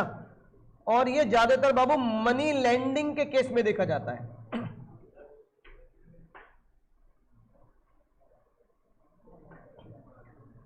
पढ़ना जरा, अन्नपूर्णी वर्सेस स्वामीनाथ। एक आंटी जी ने 1500 रुपए का उधार लिया और देने वाला क्या बोल रहा है? क्या ये अनड्यू इन्फ्लुएंस में आएगा नहीं आएगा? आएगा। किस कैटेगरी में? इसके हिसाब से आंसर देना है अगर ये क्वेश्चन आ गया एग्जाम में तो, ठीक है। क्या अनड्यू इन्फ्लुएंस प्रूफ हो रहा है? क्या डोमिनेट द विल हो रहा है? हो रहा है, क्योंकि जरूरत है तो विल को डोमिनेट कर रहे हैं। क्या ये 100% अनफेयर एडवांटेज नहीं है? और 100% ब्याज ले लोगे इसे?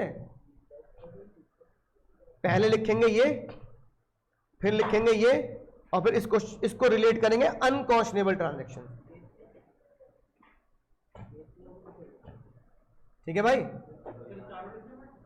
हाँ, अगर 6, 5, 4 या 5 मार्क्स में तो जल्दी लिख के बता देंगे ना, क्या थोड़ा थोड़ा लिख दो। अगली बात सुनो ध्यान से, अगर एग्जाम में लिखा मिला ये,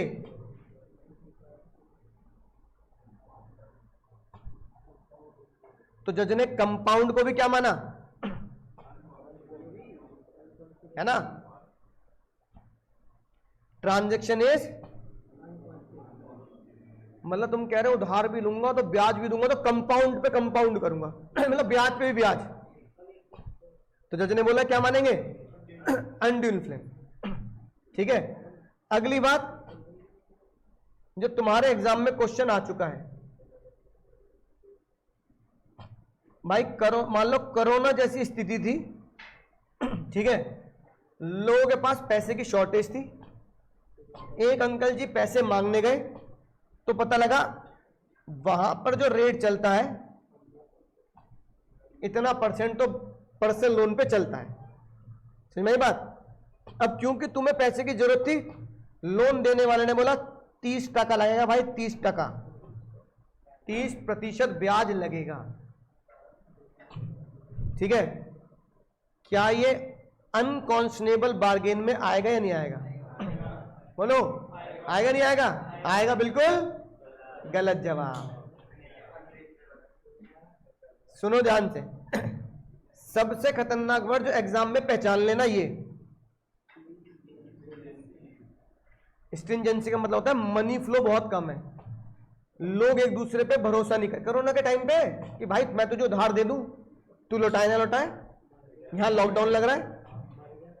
हाँ, कोई बंदा कह रहा है कि भाई मेरे को हॉस्पिटल में, है ना, बेड नहीं मिल रहा भाई, मुझे तो कोरोना हो गया, मदद कर दे। मैंने भाई मदद कर दी तुझे, 5-10 लाख रुपए दे दिए, है ना। कोरोना में इतने लोग बेचारे निकल लिए, बेचारे अल्लाह को प्यारे हो लिए, तू आए ना आए। तो कह रहा भाई इतना रिस्क नहीं ले सकता मैं, और अगर तुझे चाहिए तो दे दूंगा, लेकिन 30% लगेगा। तो क्या अनकॉन्शियस बार्गेन हुई? जज ने कहा नहीं। सुनो ध्यान से, जज ने बोला जिस जगह पर ऑलरेडी, इसलिए कहता हूं बाहर मत जाया करो, क्लास से पहले निपटा के आया करो सारे रिश्ते नाते। जिस जगह पर मार्केट में रेट चल रहा है 15 से 26%, उस जगह पर अगर थोड़ा सा ज्यादा सामने वाला पर्सन चार्ज कर रहा है, क्योंकि मार्केट में दिक्कत है, लोग बाग एक दूसरे पे लोन पे भरोसा नहीं कर रहे, तो ये कोई अनकॉन्शनेबल बार्गेन नहीं है, बस वो अपनी श्योरिटी चाह रहा है कि भाई मुझे पैसा जल्दी क्या हो जाएगा, रिकवर हो जाएगा। तो जज ने बोला ये अनकॉन्शनेबल बार्गेन नहीं होगी। ये आ चुका है एग्जाम में क्वेश्चन, एग्जाम में शब्द भी ये मिलेंगे, स्ट्रिंजेंसी इन द मार्केट। अब सुनो, बता रहा हूं। अब मुझे बताएं, अंतरात्मा ये नहीं एक्सेप्ट कर रही कि क्वेश्चन ये आएगा एग्जाम में, अंतरात्मा कह रही बताओ 50% पे क्या होगा। तो जज ने लिख दी बात कि भाई अगर 75 से 100% के बीच का ब्याज मांगा जाता है तो ये 0 से 30 का माना जाता है, तो ये अनकॉन्शनेबल नहीं है। तो 30 से लेकर 75 के बीच में कोई केस लॉ नहीं आया दुनिया में, तो इसलिए ना कोई केस लॉ आया, ना जज ने यह बताया कि कॉन्शनेबल है अनकॉन्शनेबल है, इसलिए ना कोई क्वेश्चन आएगा। नहीं बात, जो चीज दुनिया में घटित ही नहीं हुई है ना, उसके बारे में कोई सवाल नहीं बन सकता। या तो 0 से 30 का बनेगा, और क्या वर्ड लिखा मिलेगा, स्ट्रिंजेंसी, या फिर 75 से 100 का बनेगा, तो उसके ऊपर तुम्हें ये वाला केस लगाना है, अन्नपूर्णी वर्सेस स्वामीनाथ। ठीक है भाई। और आखिरी बात, सेम बात, एक गुरुजी ने बोला कि भाई तुझे स्वर्ग की यात्रा मिलेगी तेरी आत्मा को, मेरे नाम पे प्रॉपर्टी कर दे। ये क्या माना गया, किस रिलेशन में, अनड्यू इन्फ्लुएंस तो समझ गया मैं, प्रॉपर्टी गुरुजी को लौटानी पड़ेगी। इन चारों में से तो पहचानो किस में आएगा। तो एग्जाम में ही लिखना पड़ेगा फिड्यूशियरी। फिड्यूशियरी का मतलब होता है भरोसा, फेथ। तो लीगल वर्ड में लिख लेना, लीगल वर्ड में लिखो, इंग्लिश में फेथ बोलते हैं, एग्जाम में फेथ लिखोगे नंबर नहीं मिलेंगे, कानून में फिड्यूशियरी बोलते हैं।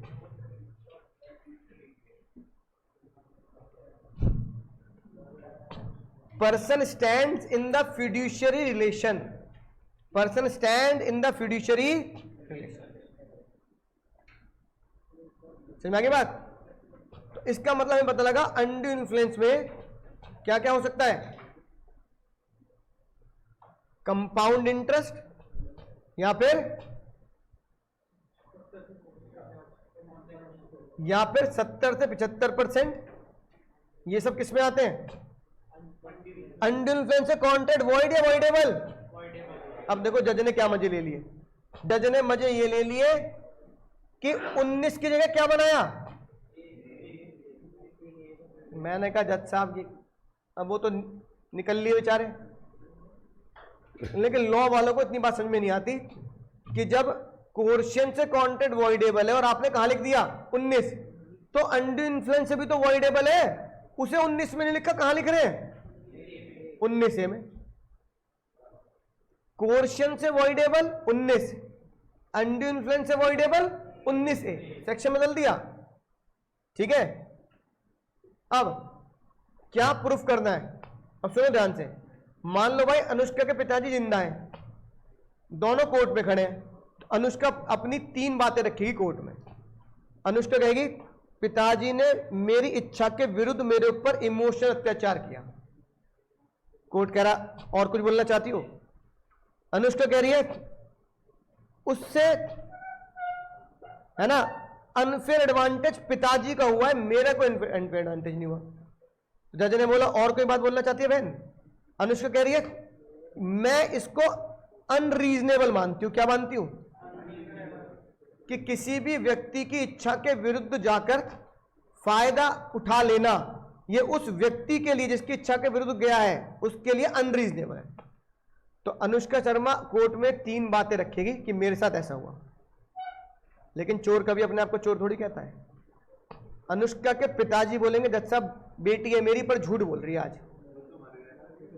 मैंने अभी क्या बोला था इससे पहले, वो नहीं सुना तुमने। अनुष्का के पिताजी ने बोला कि बेटी है मेरी पर झूठ बोल रही है, आज पहली बार ये झूठ बोल रही है मुझसे, वरना इसने आज तक मुझसे कभी झूठ नहीं बोला। मैंने इसके ऊपर कोई भी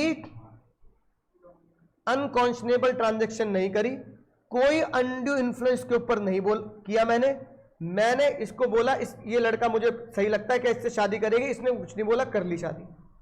अब जिसका वकील काबिल होगा वो जीत जाएगा। तो जज ने बोला कोर्ट में आके तुम दोनों को ये बातें बोलनी है, मैं सबूतों के तौर पर फैसला करूंगा कि अनुष्का जीतेगी या उसके पिताजी जीतेंगे। इसे हेडिंग दी गई, टाइटल दिया गया बर्डन ऑफ प्रूफ, कि कौन किसके ऊपर क्या प्रूफ करने का बोझ है। अनुष्का शर्मा 3 बातों को प्रूफ करने का बोझ लेके कोर्ट में जाएगी। अनुष्का के पिताजी ये बात लेके कोर्ट में जाएंगे कि मैंने कोई अनड्यू इन्फ्लुएंस, उन्हें ये प्रूफ करना है कि उन्होंने कोई अनड्यू इन्फ्लुएंस नहीं किया। अनुष्का को ये प्रूफ करना है नहीं, मेरे पिताजी ने मेरे ऊपर अनड्यू इन्फ्लुएंस किया। 16 के हिसाब से शादी क्या होनी चाहिए, रद्द होनी चाहिए, वॉइडेबल है। अब कोर्शन और अनड्यू इन्फ्लुएंस फर्क समझ रहे हो, ये है खतरनाक फर्क।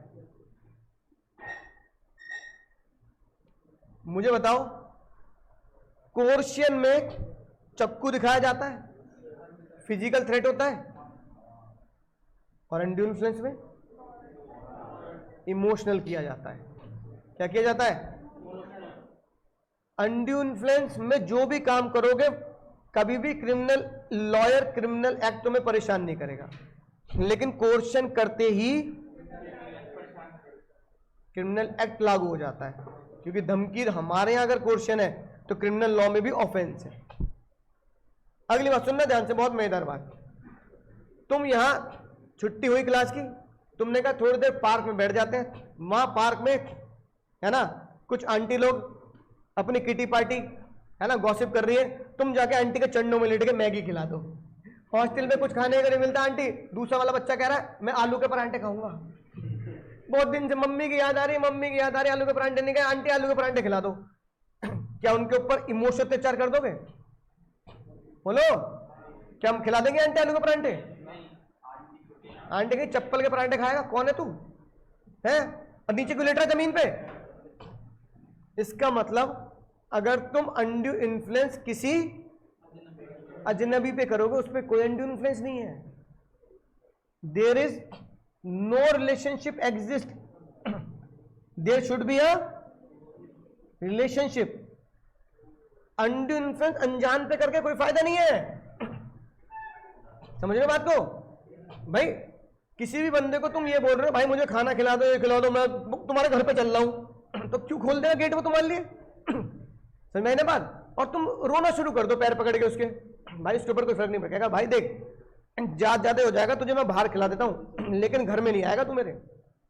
नहीं, आंटी आलू के परांठे खाऊंगा तो आप, और अमूल का मक्खन नहीं आना, न्यूट्रलाइट में मजा नहीं आता। ये बात मम्मी से तो कह सकते हो है ना, लेकिन किसी अनजान व्यक्ति से। अगला सवाल, क्या धमकी किसी अनजान को दी जाएगी या रिश्तेदारी में? गलत जवाब। धमकी तो अनजान को ही दी जाती है ज्यादातर। नहीं चलो अनजान घर वालों को दे दी, क्या अनजान को दे सकते हैं? भाई अगर मैंने चक्कू दिखाकर मोबाइल छीन लिया तो अनजानी तो व्यक्ति है मेरे लिए। मैंने तो चक्कू दिखाने के बाद पूछा भाई नाम तो बता दे अपना। समझ गए? ओ भाई टोपी वाले भैया सुन नहीं रहे बात। एक तो हिमेश से में बन के आते हैं फिर सुनते नहीं बात। 3 डिफरेंस बोलो। पहला, अनड्यू इन्फ्लुएंस में कोर्शन में क्रिमिनल, अनड्यू इन्फ्लुएंस में क्रिमिनल। कोर्शन में कोई रिश्तेदारी नहीं चाहिए। धमकी देने वाला व्यक्ति किसी भी XYZ बंदे को धमकी दे सकता है। अनजान को ही धमकी दी जाती है ज्यादातर, किसी के साथ अगर है ना मार पिटाई लूटपाट अनजान। लेकिन इमोशनल अत्याचार हमेशा किसी रिश्तेदारी में होता है, जो हमने 4 रिश्तेदारी ऊपर पढ़े। लेकिन दोनों की कॉमन बात क्या है? दोनों में ही कॉन्टेक्ट क्या होता है? वॉइडेबल है ना। कोर्शन में ये बात कहां लिखी गई है? और अनड्यू इन्फ्लुएंस में, ठीक है। 2000 जनवरी 25 में क्वेश्चन कौन सा आ चुका है? चलो कोई नहीं, फ्रॉड पढ़ेंगे अगली बार में। कौन सा होमवर्क दिया था भाई? एक बार आज का होमवर्क लिखते हैं ना। अब देखो पढ़ना जरा क्वेश्चन नंबर 1। क्या वर्ड है जिससे मुझे फैसला कर देना है? ये है वो वर्ड, 2002 में भी आ चुका है, उसके बाद भी कई बार आ चुका है। ऐसा नहीं है ऐसे कुछ भी नहीं पूछ सकता, कुछ भी पूछ सकता है। जो तुम्हें लगता है ना बेकार केस लॉ है, वो भी ऐसे पूछ सकता है। ठीक है, क्वेश्चन नंबर 2 है होमवर्क, ये आया था 2024 में, वर्ड टू वर्ड 2024 में पूछा जा चुका है क्वेश्चन। क्वेश्चन नंबर 2, इसको लिख के भेजना है ईमानदारी से। लॉग 2, बस मुझे बता दो कि लॉग 2 में अनड्यू इन्फ्लुएंस है या कोर्शन है, क्योंकि भाई जब तक फर्क नहीं पहचानेंगे तब तक एग्जाम में नजर बेकार हो जाएगा। कोर्शन या अनड्यू इन्फ्लुएंस, बताओ। पढ़ने के बाद भी कुछ बच्चे गलत बोल रहे हैं। कोर्शन नहीं है, कहीं ऐसा लग रहा है धमकी है, और अगर तुम इसको कोर्शन बोल दोगे तो पूरे 0 नंबर मिलेंगे। टीचर है और उसका स्टूडेंट है ना, तो टीचर अपने स्टूडेंट के ऊपर मेंटल प्रेशर करके क्या बोल रही है, अगर तुझे एग्जाम में अच्छे नंबर चाहिए तो अपनी कार कम दाम में बेच दे। तो ये मॉरल प्रेशर ही तो है। तो आंसर किससे देना है? सेक्शन 16 से। तो ठीक है, तो ये एग्जाम में लिख के भेजेंगे। देखना ये भी सेम आया, वैसे सेम क्वेश्चन है। 18, 2019, 2020, 2024 में भी क्वेश्चन आ चुका है, सेम है। वो गलती से डबल प्रिंट हो गया, सेम। आज का होमवर्क ये लिखना है ना, हाँ 16 और 19 है।